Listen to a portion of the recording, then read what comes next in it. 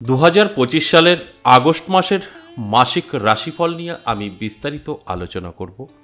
এটা অতি পরিচিত প্রোগ্রাম। প্রত্যেকটা মাসের মাসিক রাশিফল নিয়ে আমি আলোচনা করি। 12টি রাশির ভালো এবং মন্দ জানানোর জন্য, অর্থাৎ আপনারা যদি জানতে পারেন আগামী মাসটা কেমন যাবে, সেইভাবে চলতে পারবেন। যদি পজিটিভ কিছু বলি, অবশ্যই অ্যালার্ট থাকবেন। জীবনে কোনো না কোনো দিক থেকে আপনার পরিবর্তন আসবে। আর যদি আপনার নেগেটিভ বলি, তাহলে কিন্তু অবশ্যই আপনি সেই নেগেটিভ দিকটা কাটাতে পারবেন। অর্থাৎ আমি আপনার নেগেটিভ বলছি বলে আপনার সাথে ঘটতে হবে তা কিন্তু নয়। আপনি আগে থেকে জানলে সেটাকে আটকানো সম্ভব। যে কারণে আমি প্রত্যেকটা মাসিক রাশিফলে আপনাদের অ্যালার্ট করার জন্য এই কথাগুলো বলি, যে আমার এই আলোচনা থেকে আপনারা অনেক কিছু বুঝতে পারবেন, অনেক কিছু জানতে পারবেন, সেইভাবে অ্যালার্ট থেকে নিজেকে সুরক্ষিত রাখতে পারবেন। দেখুন, মাসিক রাশিফল আলোচনা করা হয় গ্রহের গোচরের উপর, যে ওই মাসে গ্রহের অবস্থান কি আছে, কোনো শুভযোগ তৈরি করছে কিনা। যদি শুভযোগ তৈরি করে, সেই হিসাবে আপনাদের বলা হয় যে আপনাদের ভাগ্যের পরিবর্তন ঘটতে পারে। যদি দেখা যায় না শুভযোগ তৈরি হচ্ছে না একটাও, সেক্ষেত্রে বলা যেতেই পারে যে একটু সতর্ক থাকতে হবে। কোনো রকম উন্নতি আপনার এই মাসে নাও হতে পারে। তাই সম্পূর্ণ আলোচনাটা গ্রহের গোচরের উপরে নির্ভর করেই হয় মাসিক রাশিফলগুলো। এবং এই মাসিক রাশিফল আলোচনা আমি করি একমাত্র আপনাদের বোঝার স্বার্থে। কোন কোন দিক থেকে আপনারা অ্যালার্ট থাকবেন, কোন কোন দিক থেকে সম্পূর্ণভাবে সুরক্ষিত রাখার জন্য নিজেকে গুটিয়ে রাখবেন। এবং আপনারা যদি আগে থেকে জানতে পারেন আপনাদের ভালো এবং মন্দ, সেইভাবে তৈরি থেকে নিজেকে সুন্দরভাবে সামনের দিকে এগিয়ে নিয়ে যেতে পারবেন। তাহলে আসুন, এই যে আগস্ট মাসে গ্রহের গোচর কি বলছে, কোনো শুভযোগ তৈরি হয়েছে কিনা, সেই বিষয়গুলো নিয়ে একটু বোঝানোর চেষ্টা করি। এবং আপনাদেরও কিন্তু আপনার এই প্রোগ্রামটা দেখছেন, শুনছেন, আপনার রাশি কোনো না কোনো একটি আছে 12টি রাশির মধ্যে। এবার আপনি যদি ভাবেন যে এই কথাগুলো আমার সাথেও সমস্তটা মিলে যাবে, আমি এর সম্পূর্ণ ফল ভোগ করতে পারবো, সেটা নেগেটিভ বা পজিটিভ, সেটাও কিন্তু সঠিক নয়, ভুল ধারণা। কারণ প্রত্যেকের আলাদা আলাদা কিন্তু জন্মছক এবং হস্তরেখা। তাই এই আলোচনাটা সম্পূর্ণ অ্যাভারেজ এবং সর্বজনীন।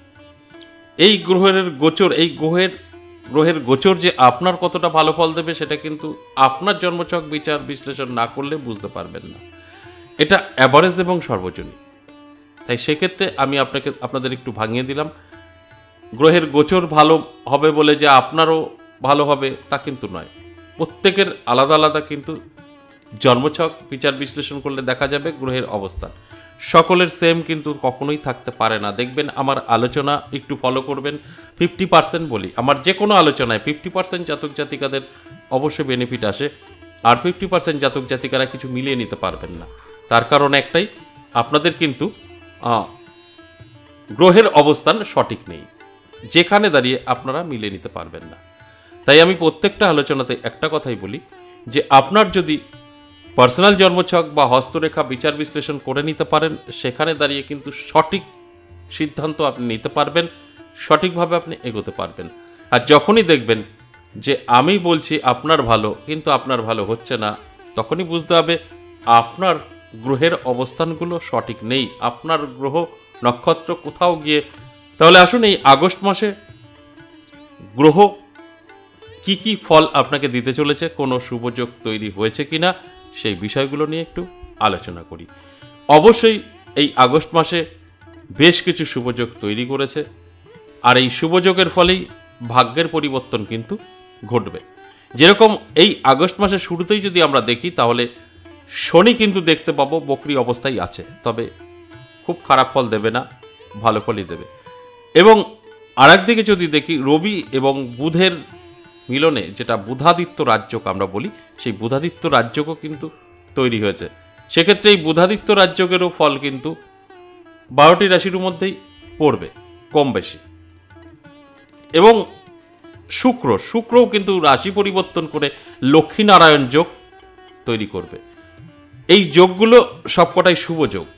এছাড়াও বৃহস্পতির গোচর, এটাও দুর্দান্ত ভালো ফল দেবে। তাই কোন কোন রাজযোগ ভালো ফল দিতে পারে আগস্ট মাসে, সেই রাজযোগগুলোর আমি বলে আপনাদের বোঝানোর চেষ্টা করলাম। এই রাজ্যগুলো অবশ্যই ভাগ্যের পরিবর্তন ঘটাবে। আপনার অন্যান্য দিক থেকে যদি গ্রহের প্রবলেম থাকে, এই রাজ্যগুলো কিন্তু সেই খারাপ দিকটাও আপনার দিকে নিয়ে আসতে পারে। কারণ ভালো এবং খারাপ উভয়ই আমরা জানি যে আমাদের ভোগ করতে হয়। সেখানে দাঁড়িয়ে এই রাজ্যগুলো কিন্তু ছোটোখাটো খারাপগুলো কভার করে দিতে পারবে। তাই আমি এক কথায় যদি বলি, সেক্ষেত্রে অবশ্যই আমি বলবো যে এই আগস্ট মাস বেশ কিছু যে শুভ যোগ তৈরি হচ্ছে, এটা সকলের জন্যই ভালো এবং মীন রাশির জাতক জাতিকাদের যদি বলি, মীন রাশির জাতক জাতিকাদের কিন্তু ভালো এবং মন্দ দিয়েই কাটবে এই আগস্ট মাস।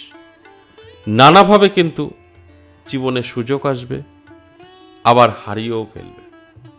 তাই সেক্ষেত্রে দাঁড়িয়ে একটু নিজেকে সচেতন রেখে তারপর যদি এই মাসটা চলা যায়, সেখানে দাঁড়িয়ে অবশ্যই আপনার কিছু না কিছু বেনিফিট আসবেই আসবে। ব্যবসা ক্ষেত্রে যদি বলি, যারা ব্যবসা করছেন তাদের ব্যবসা ভালো চলবে, কোনো রকম সমস্যা হওয়ার সম্ভাবনা নেই।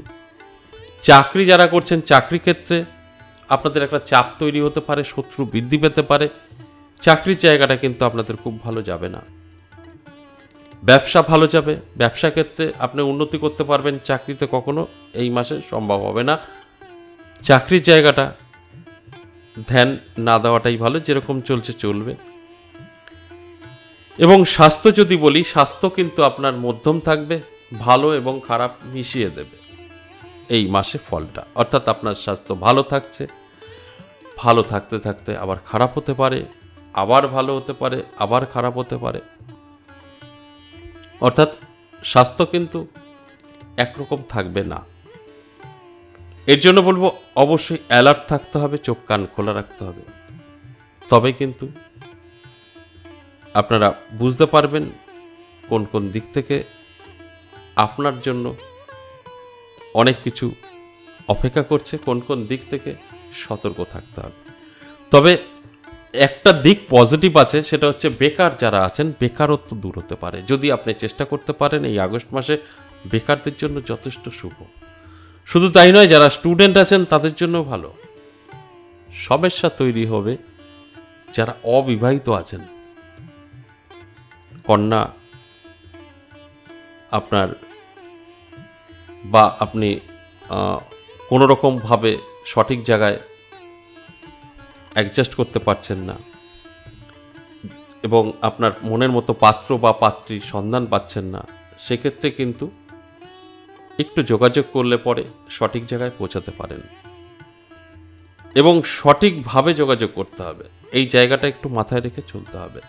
অন্যান্য দিক থেকে অবশ্যই আপনার ভালো আছে, কিন্তু এই বিবাহের ক্ষেত্রে বয়স অনেকটাই হয়ে গেছে, যোগাযোগ করছেন সঠিকভাবে জায়গায় অ্যাডজাস্ট হয়নি, মনের মতো পাত্রপাত্রীর সন্ধান আপনি পাননি, সেক্ষেত্রে অবশ্যই আপনাকে পরিশ্রম করতে হবে, চেষ্টা করতে হবে। এই দিকটা অবশ্যই মাথায় রেখে চলবেন।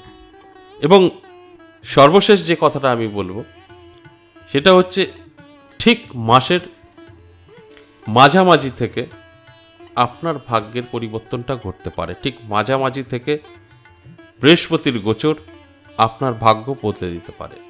ঠিক সেই টাইমটা আপনার পাটকা থেকে হোক বা অন্যান্য দিক থেকে হোক, কিছু অর্থ হাতে এসে ধরা দিতে পারে।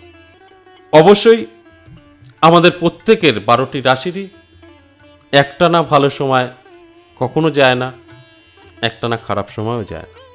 তাই যদি আপনাদের ভীষণভাবে খারাপ সময় থাকে, তাহলে আমার সাথে কিভাবে যোগাযোগ করবেন সেই বিষয়টা একটু বলে নিই। দেখুন, অনেকেরই প্রশ্ন থাকে আপনার চেম্বারটা কোথায়। আমার কিন্তু কোনো চেম্বার নেই।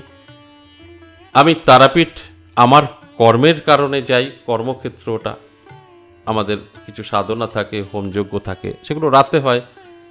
যেখানে দাঁড়িয়ে দিনের বেলা আমি এই আপনাদের মতো যারা আছেন দেখা করেন, তাদের সঙ্গে সাক্ষাৎ করি, যেটা আমরা চেম্বার বলতেই পারি। এই চেম্বারটা তারাপীঠে হয় মাসে 2 বার, শুরু এবং শেষ ইংরাজি মাসের। আর আমার মন্দির 10 মহাবিদ্যা কালীবাড়ি, বীরনগর। এখানে সপ্তাহে 3 দিন আপনারা পেতে পারেন, সোমবার, মঙ্গলবার, বুধবার।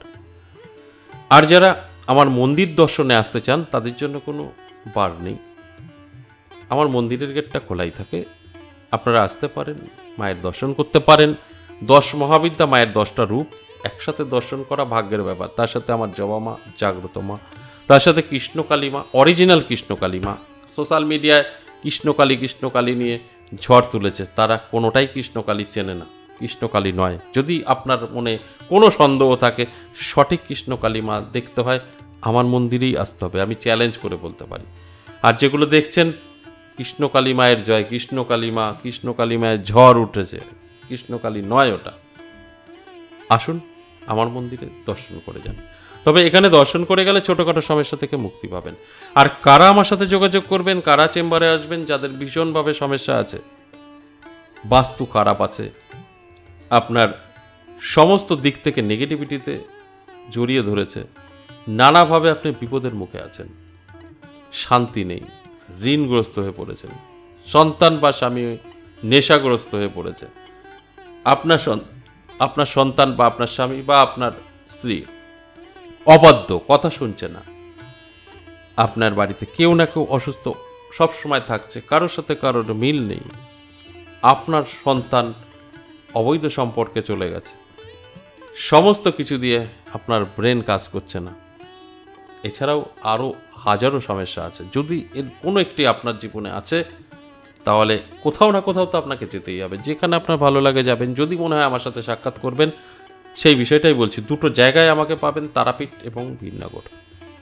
তারাপীঠ প্রত্যেক ইংরাজি মাসের শুরু এবং শেষ, যেটা বললাম, দুটো ক্ষেত্রেই আমার বীরনগর 10 মহাবিদ্যা কালীবাড়ি বা তারাপীঠ, দুটো ক্ষেত্রেই কিন্তু আপনাকে আগে থেকে নাম লিখে আসতে হবে।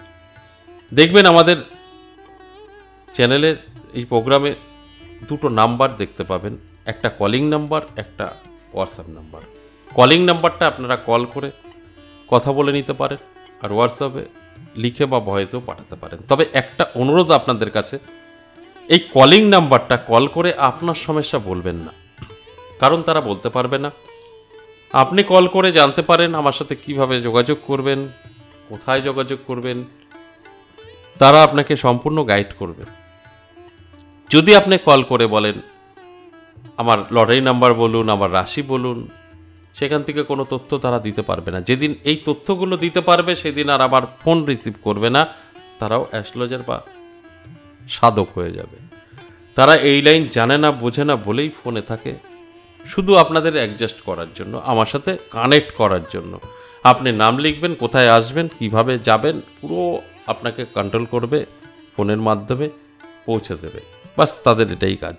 অনেকেই দেখছি কল করে আপনাদের সমস্যা বলছেন, ওটা বলবেন না, আপনার সময় নষ্ট, এবং যারা কলে আছে তারা বিরক্ত বোধ হবে, কারণ আপনার প্রশ্নের উত্তর তো দিতে পারবে না, কখনোই দিতে পারবে না। তো এগুলো করবেন না, জাস্ট ওটা যোগাযোগ মাধ্যম।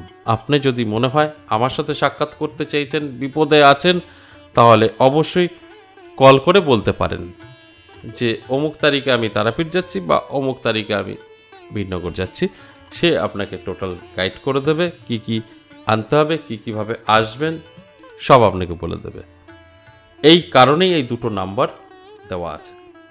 এই যে এতক্ষণ বললাম আমার সাথে কিভাবে যোগাযোগ করবেন, কোথায় আসতে হবে, এটা আশা করি বুঝতে পেরেছেন।